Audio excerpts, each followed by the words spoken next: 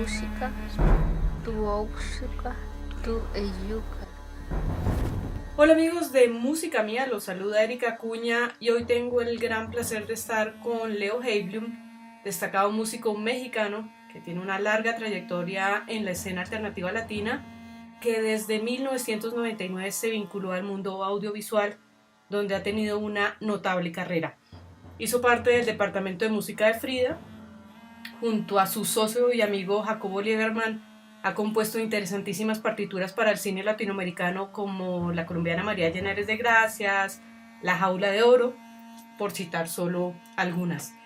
Heiblum, gestor de la música original para Pájaros de Verano de los directores Cristina Gallego y Ciro Guerra. Bienvenido a Música Mía, gracias por aceptar esta invitación. Muchas gracias por invitarme, un placer estar con ustedes. Bueno, primero que todo, ¿cómo llega Leonardo a este mundo de Pájaros de Verano?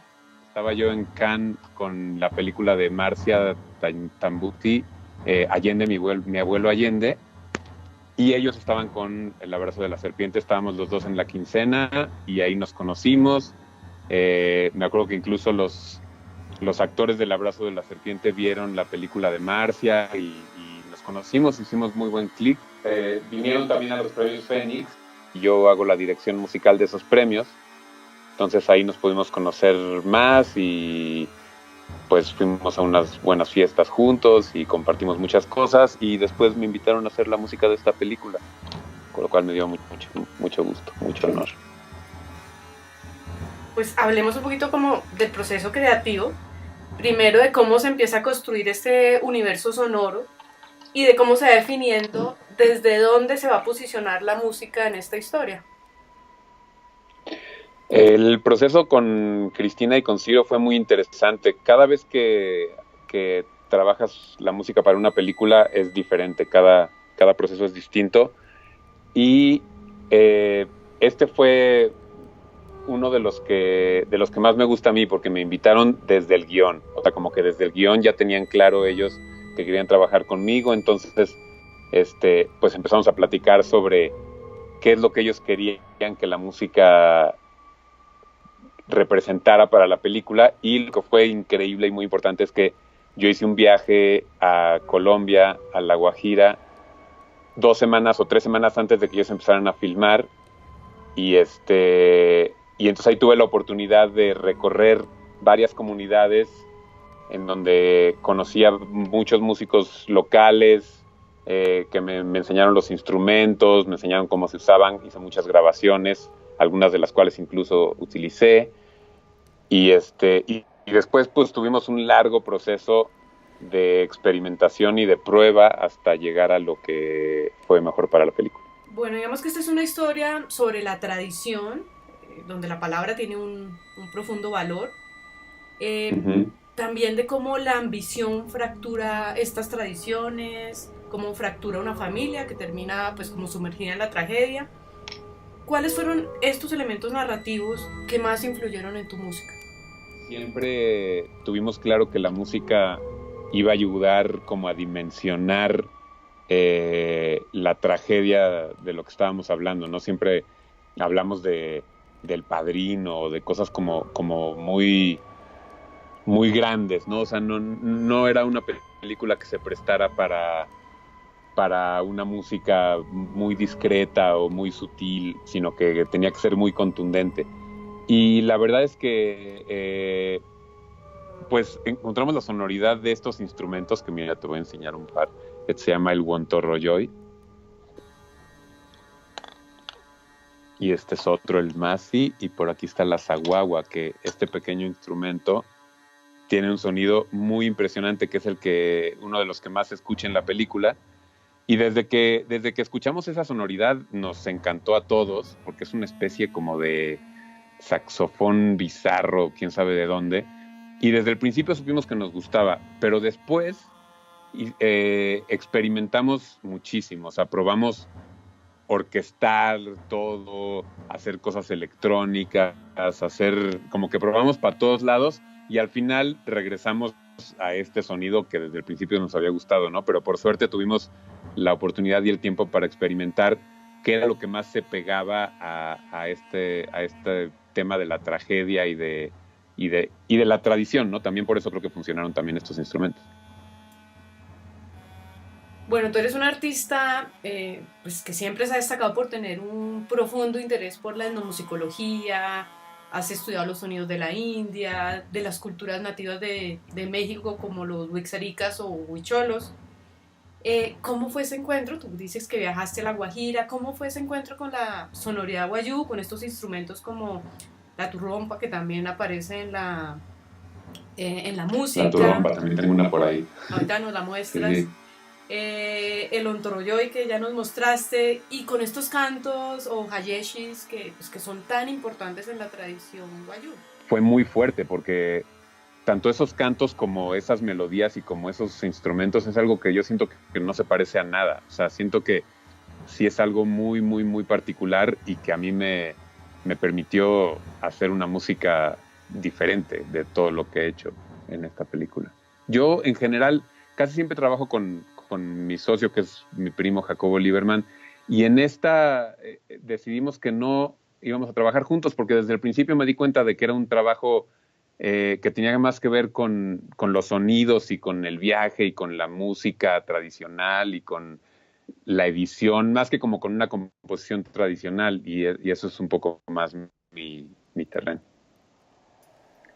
¿Cuál fue el mayor reto o qué fue lo más difícil en todo el proceso? Pues normalmente es más fácil cuando trabajas con un interlocutor, o sea, cuando hay un director que es claro con quién estás hablando y con quién vas a decidir. Y aquí ya de entrada que hubiera dos, ya lo hacía un poco más, no sé si complicado, pero sí tenía más variedades, variaciones. Y luego también se involucró mucho Carlos García, que es el diseñador de sonido.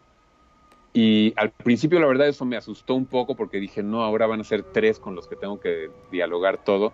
Pero al final fue la gran solución, porque como que Carlos encontró la manera de que la música se pudiera integrar. Eso es algo también muy importante en esta película, que el diseño de sonido es importantísimo para la contundencia de la historia, y creo que la música tenía que ser parte de ese diseño de sonido, y eso gracias a Carlos y cómo lo integró a los sonidos de la selva y a los sonidos de la Guajira, pues fue fundamental, ¿no?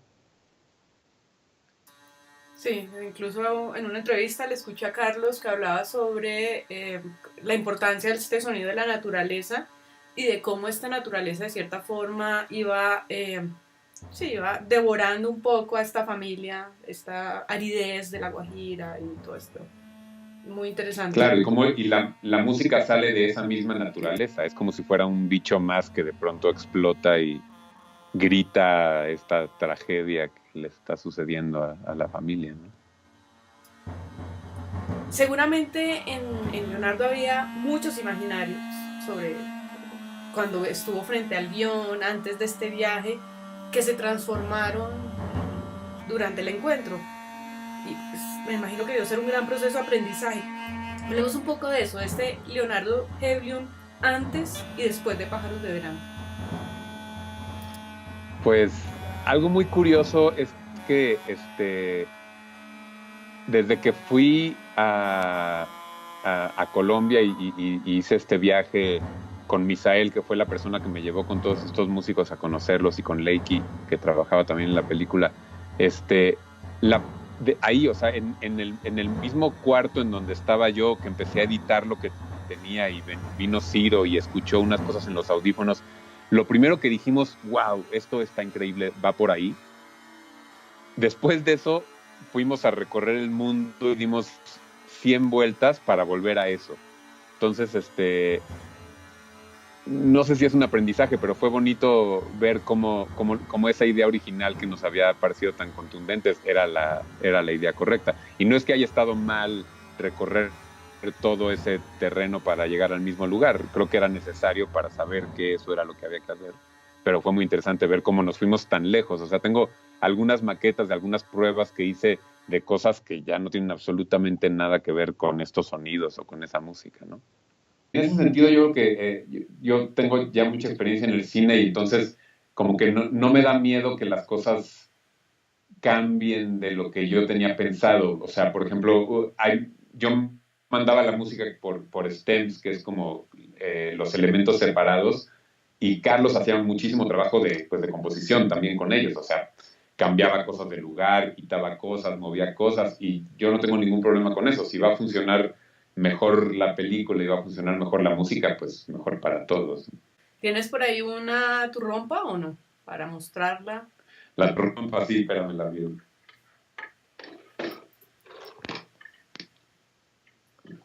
Esa es la trompa. Si no me equivoco. Se parece como una arpa. Es una Arpas arpa de boca que, sí. claro, que todas las, todas las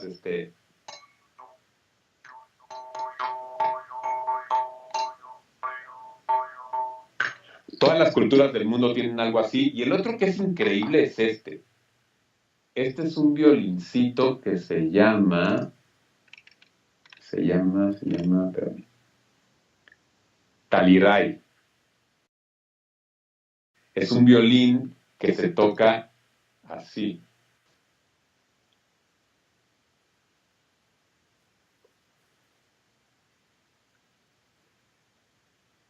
No se alcanza. Yo obviamente no lo... No, es que prácticamente no tiene sonido. O sea, yo cuando lo tocó por primera vez, la chica que lo tocó, que se llama Fátima, una chica de 16 años, lo empezó a tocar y yo nomás veía cómo se movía y yo no oía nada y de pronto dejó de moverse y dice, esa se llama la de Thor, ahora voy a tocar otra. Es un sonido que tienes que realmente poner el oído junto al instrumento para escuchar, es como un quejido muy, muy, muy sutil que a Ciro le encantó, pero al final no lo pudimos integrar en ningún lugar, pero experimentamos también bastante con él. Tú me hablabas era de la saguagua, ¿no? Que es como una flauta. Sí, la saguagua no sé si tendrá sonido esta ahorita, pero a ver.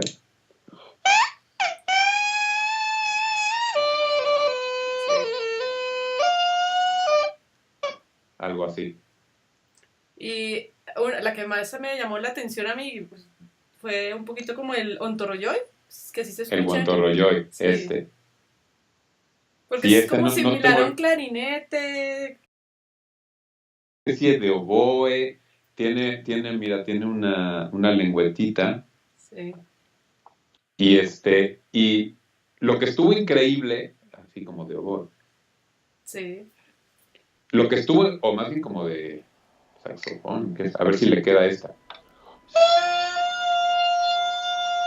Digamos que todos estos instrumentos tienen un papel muy importante en la cultura wayuu, ¿sí? En su Correcto. momento, en su cotidianidad, en sus ceremonias, en su día a día. ¿Cómo fue sacarlas un poquito de este contexto y cómo lo tomaron tus maestros, quienes te enseñaron de estos instrumentos?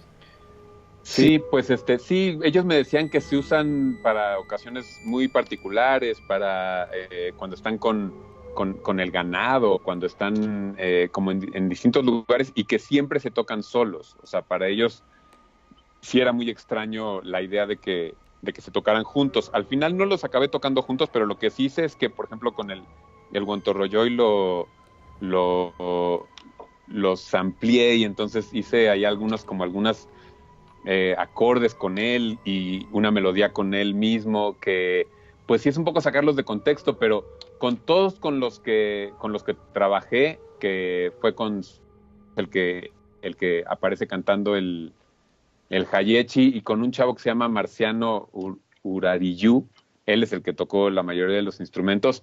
A ellos les encantaba la idea de que experimentáramos con esto. Y en México yo tengo un gran amigo que se llama Lester Paredes, que es un gran músico venezolano, que también La Guajira pues comparte con Venezuela.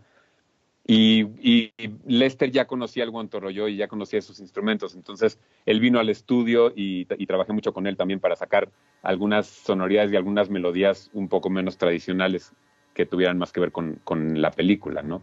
Con la narrativa. Hola, esto es Música Mía, yo soy Leonardo Heiblum, compositor de la música de Pájaros de Verano, y los invito a ver esta película dirigida por Cristina Gallego y Ciro Guerra. Es una película muy poderosa con una música muy especial, muy extraña, que espero que les guste. Gracias.